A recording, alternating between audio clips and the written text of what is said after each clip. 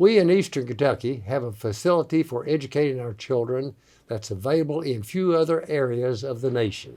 It's called the Challenger Learning Center, and it's in Hazard. It's available to all the children of Eastern Kentucky. On October 28th in Hazard, the Board of Directors announced a new fundraising effort in support of the center. This board has members from all over Eastern Kentucky, and its vice chair is Jonathan Collins, who welcomed us to the announcement. I'm so pleased to see each and every one of you here this evening as we launch a new era in immersive learning for the students of Eastern Kentucky. We've just seen two of our STEAM team. For those of you not in education, STEAM stands for science, technology, engineering, arts, and math. In today's digital economy, it is vital that our students continue to receive the best in STEAM education. I've been privileged to be one of many dedicated community members from across our region serving on the Challenger Center's Board of Directors. These individuals graciously donate their time and their talents, and we couldn't be more grateful. Please allow me to draw your attention to several easels with proclamations from Mayor Mobilini from the City of Hazard, Judge Alexander from Perry County Fiscal Court, Representative Chris Fugit from the Kentucky House of Representatives, Senator Brandon Smith from the Kentucky Senate. The board would like to thank our state and local government representatives for their continued support of our educational mission. The Challenger Learning Centers are established in honor of the crew of the Challenger Space Shuttle, which disintegrated on liftoff in 1986, with the loss of the entire crew. We were greeted remotely by Dr. Lance Bush, Executive Director of the National Office of the Challenger Learning Center. Hello, Eastern Kentucky. I bring you greetings from Challenger Center headquarters here in Washington, D.C.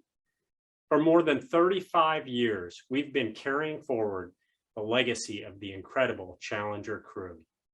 During the past 3+ decades, we've inspired more than 5.5 million students at our Challenger Learning Centers across the globe. 22 years ago, we were thrilled to open our very first rural Challenger Learning Center in Eastern Kentucky. Rural Appalachian students have a historic role in space travel. Our local connections date back to the Rocket Boys of West Virginia and John Goodlett from Hazard, who served as a chief engineer for Viking that landed on Mars. Science has never been more important to our world than it is today. We need to instill a passion and interest in science within our students. We have tremendous challenges presented in climate, public health, and information technology. A future in space continues to grow with our space station, plans for an installation on the moon, and sending Americans to Mars. I am honored to be included in your launch this evening and stand alongside your board with the strong desire and passion to ensure your center continues to serve the students of Eastern Kentucky well into the future. We acquired this facility when I was governor. I recognized that it was a unique opportunity for us to have something for our children that wasn't available in any other place in Kentucky. There were only about 30 of these facilities in the United States at the time, and none in a rural area like Eastern Kentucky. In these facilities, grade school students can plan a space mission in their home school and come to the center and execute the simulated mission. They learn science, math, engineering, technology, and other skills executing a mission. These missions are led by the student's grade school teacher. One of those teachers is Rhonda Wagers. School-age students have opportunities to participate in several Challenger Center programs where they visit the space station or the museum. At school, they prepare for their trip to the center. Then after they arrive, they are presented with a mission to accomplish. Then they're put into a pretend quest to find a comet or go to Mars. Imagine that. They must work together in separate environments to perform hands-on experiments and solve problems. They communicate with one another using real-life technology, such as video links, emails, intercoms, mics, and headsets. They use many skills to do this, such as reading, following directions, typing messages, and of course, math and research to find answers. A big favorite of the kids has always been to build a probe in the space station with the help of the team from Mission Control. Then everyone gets to be a part in launching that probe into a comet or into a crater to study data. I have loved seeing that look in their eyes when they finally made that connection between the classroom and the real world. They now realize why subjects such as math are so important, because they have been tasked with finding out many important life-sustaining concepts such as the percentage of oxygen or humidity in the space station. I felt that adrenaline rush right along with them for many, many years. I have observed them finally realizing the importance of how their studies can lead to future careers. Folks, that's a mighty big dividend for a field trip. The curriculum now here has expanded over the years to also include STEAM programming for ages 6 through 18. Some ways they offer these are through in-school outreach programs, virtual programming, family engagement, and summer camps. One of their newest offerings is a paid internship for high school students known as STEAM Team. They are mentored through opportunities of leadership development and community service activities. The Challenger Center is also known for sponsoring the region's first LEGO League robotics competition. They currently are going through some program upgrades here to make this experience much more spectacular. This is a national organization, but local centers are funded and administered locally. The executive director of the Hazard Center is Tom Cravens. He's been in that position since the center was established. Our announcement tonight is about providing a path forward for our center and securing our future for the upcoming years and the next 100,000 or 150,000 students that will participate in our programs. In addition to our announcement tonight, you will have the opportunity to also take a sneak peek at the work we've been doing to upgrade the center over the past several months. We were very fortunate to obtain an Appalachian Regional Commission grant to upgrade our old Mars Invasion from Cold Camp to Space Camp program, which was very good to us over the last 13 years. Our new program will be called Moon, Mars, and Beyond. We will be following the Artemis missions to return to the moon. All of you know how the Apollo missions inspired a whole generation of students to pursue math, science, and technology. We feel that the Artemis missions will do the same. We also received very generous investment from Mr. Stan Pigman to upgrade our simulated mission program to include a new software platform and to make cosmetic improvements to our mission control space station and our briefing room. If you've been familiar with our program in the past, when you take your tour this evening, which I know you all will, you will see that we have made many, many changes. One of the great things about this upgrade is that we have also used mostly 100% local talent to do this. I'd like to recognize an important partner that we've had through this process, and that is Kentucky River Community Care's Horizon Media Group.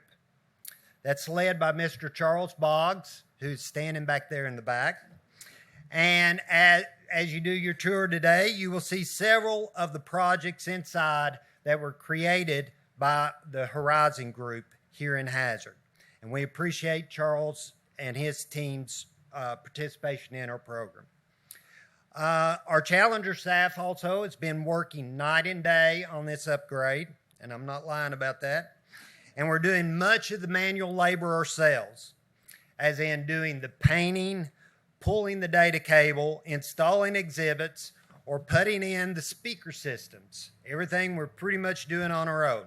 Would our Challenger staff please stand and allow this group to thank you tonight?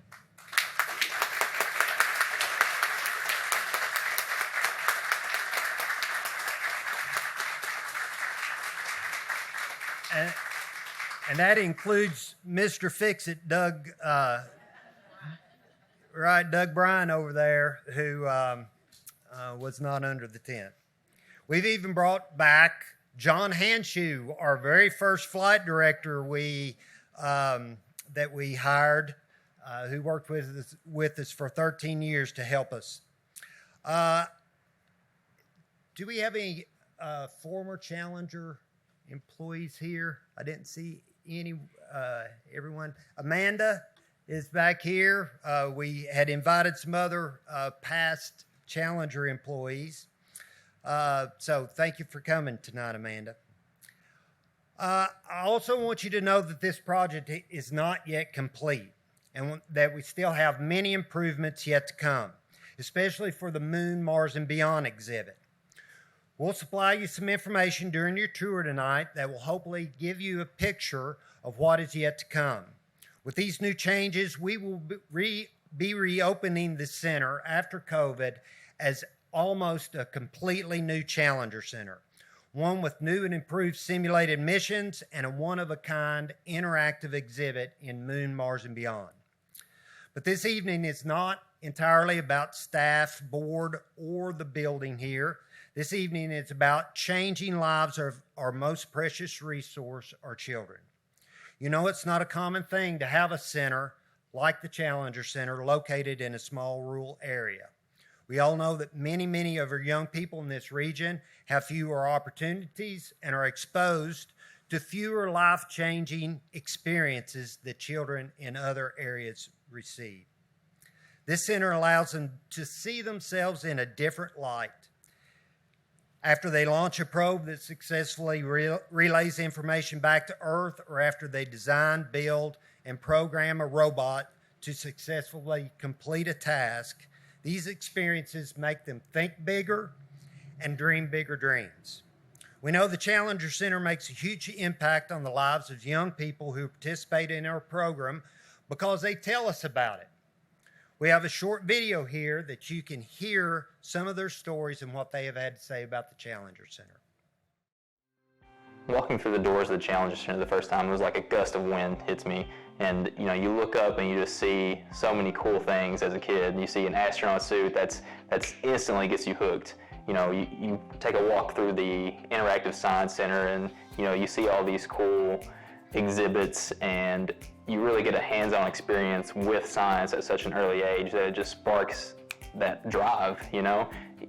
Why does this do this? Why does that do that? You just can't help yourself but to really start going to every single thing you can. And at the end of the day, I remember not wanting to leave at all, especially coming into Mission Control. I was part of the comms team. I remember it vividly, just how cool it was being a part of a team, working together on that common goal. I would absolutely recommend the Challenger Center to parents, teachers, and I would even recommend that they open it up to high school students more. This had such an influence on my career decisions, and it just opened up an entire new world for me. And like I mentioned before, we don't really have many, aerospace companies in the mountains or around Pikeville or Hazard or Eastern Kentucky. So I think it's a great way for a lot of our really bright students to be exposed to something that they may not have thought about before. My experience at the Challenger Center definitely planted the seed for me to become an engineering major.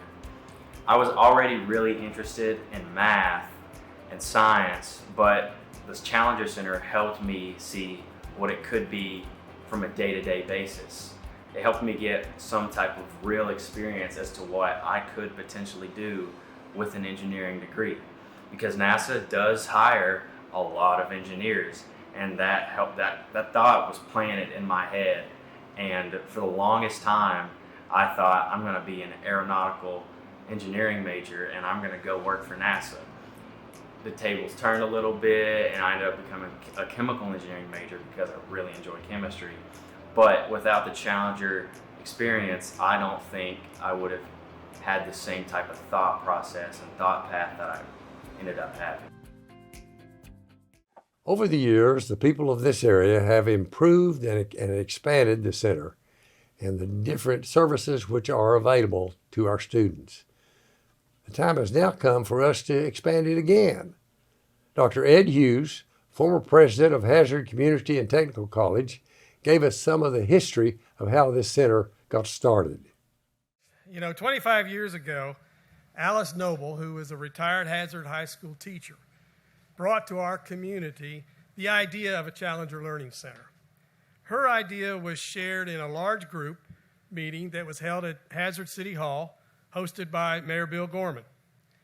Well, the people were really enthusiastic, and they were just overflowing with, can we get one of these? Can we get one of these? And the next morning, Mayor Gorman called me into his office, and if you'd ever been called into Mayor Gorman's office, you got to sit down and he put his arm around you, and that meant, uh-oh, there was a new task to be had. He asked if the college would lead an effort to bring such a center to the Eastern Kentucky mountains, not just to Hazard, but to the Eastern Kentucky region. I think it's really important to note that this was a regional effort from the very beginning. It was always community-based. It turned out to be a starship for the kids of Eastern Kentucky, but it was always to be an Eastern Kentucky collaboration. We simply, back then, insisted that our teachers and our kids deserved the same kind of advantage of other places that had a Challenger Learning Center, and they were all in urban areas. And we wanted it to be done right here, Governor Patton, right in Eastern Kentucky. We also knew, as one of the students alluded to, that we couldn't wait till our students got into college so that they would understand the importance of science and technology and math and these technology-based careers that we're developing. We had to excite them. We had to excite them when they were young. We had to provide them with memorable experiences that impacted their futures, as that young man said. So when we got word from the Challenger Center that our application had been approved, we were one of 5 that year, all the rest of them in major cities. One major city was Phoenix, Arizona, folks. And Hazard, Kentucky, Eastern Kentucky was one of those 4. And as I said, friends, this has always been about the region's kids, always. Never was about the center, it was about the kids and what could happen when they came to the center and participated in center's programs. That's why we did collaborate initially with 16 school superintendents. Those 16, each of them committed to send their entire 6th grade classes to the center and participate in programs. Other schools over the years joined, and I don't know whether it's 150,000 or 170,000 or over 200,000. Teachers, students, and their families and community members have benefited from this center and its programs. And I want to say a personal thanks, one president to the other, Dr. Linden, for your support of this center during difficult times. It is during difficult times when you know who you can count on. And this center has counted on Dr. Linden and her leadership to get us through some tough times, both the college tough times and the center's tough times. And I want to thank you again. I'm biased, folks. I'm very biased about this. But I think the partnership that's so unique with Hazard Community Technical College and the Challenger Learning Center is probably the most impactful partnership you have. And it may well be the most impactful one the Kentucky Community and Technical College system has. And I'll just say over the years, funding's come from large contributions and small, from individuals, foundations, businesses, the Clemens Endowment, school fees. It's been a big, big village that has allowed this thing to happen. And you're going to learn a little bit more about the future and the ability that we think is in this region that will help us secure that future. But tonight it's all about the kids. It's always been about, but it really is about the kids. Inspiring them to explore beyond their environments. Launching them into STEAM careers. Changing the trajectory of their lives. And thanks to many people, we're well on our way to securing that future. You know, I've done a lot of things in my life. I was a founding president of a community college. It's pretty rare these days. this center has been the most important, impactful thing I've ever been associated with in my life. It has impacted more students. And so, yeah, I am a little biased, folks. I take a little time talking about the center. You know, and I'm grateful to have been part of its past, but I want to tell you, I'm over the moon and I'm headed to Mars to be part of its future. Let me leave you with this true story. Early in the center's operation, one of the teachers in the region asked her own 6th grade student at the end of the day, like we parents do, "How was your day?" Well, the student excitedly said, "Mom, today has been the best day of my life. I got to go to the Challenger Learning Center." Think about that. There are many more students in this region whose best days may be shaped by this center and its programs. So I'm going to ask you one more time out there in the streaming land world and here.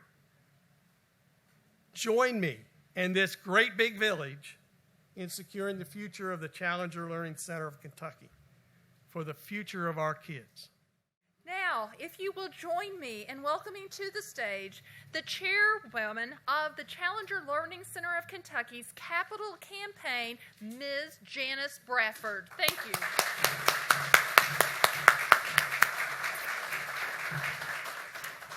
Thank you so much. Thank you for being here.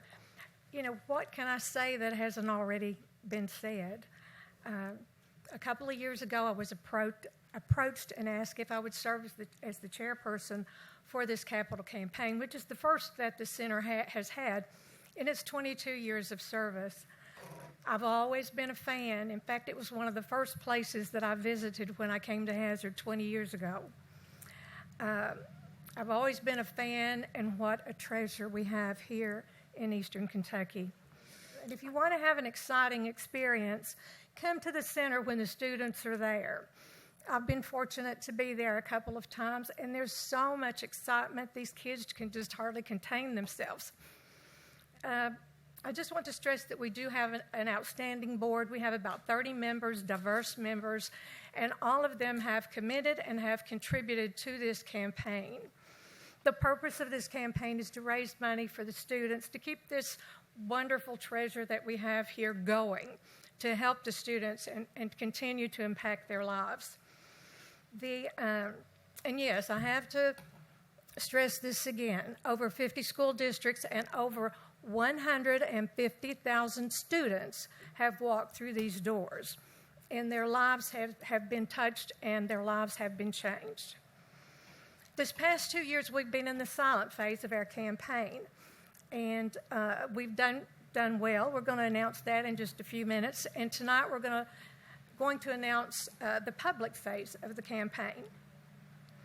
So I guess with everything else that has been said, there's someone here that's very special, our special guest, and who was, as Dr. Hughes and others have mentioned, he was largely responsible for getting the center here in Hazard, and he's been a big fan and a big supporter of the whole 22 years that in its existence. So, from the coal mines to Pike Fiscal Court to the Governor's Mansion and the University of Pikeville, please join me in welcoming our keynote speaker and very special guest, Governor Paul Patton.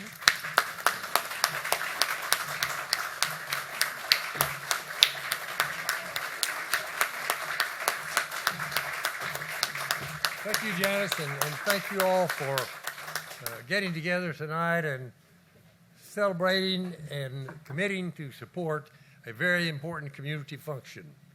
You know, I was enthralled and intrigued when Dr. Hughes and his group came in Frankfort and talked to me and explained to me about this concept and the opportunity to get one in rural Kentucky. At that time, there was not one in a rural community anywhere in the United States. And I believe there was about 30 or so in the United States at that time, somewhere in that range. And I I said, you know, that's what we've been looking for. We need something that people could come to Eastern Kentucky and get and see that's no place else in Kentucky. And that's what this facility was, and that's what it is. And, you know, there was another thing over at Prestonsburg. A group came and talked to us about the center over there, the telescope and all that stuff. And so I said, look, if we've got that in Prestonsburg and we've got that in Hazard, then that would be a reason for people from Lexington and further bring their children up here and see something that we have that they don't have. And certainly it was a pleasure to do that.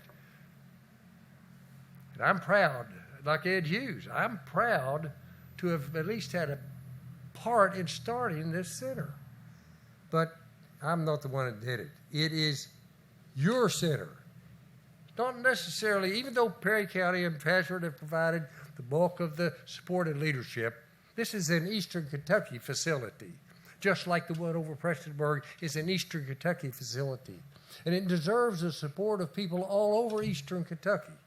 And I want to send that message out tonight, that people all over Eastern Kentucky need to support this center, and I have and will continue to, because it gives our children an opportunity to look beyond themselves, to begin to understand just how big the world is, to begin to understand just how important a part they could play in it.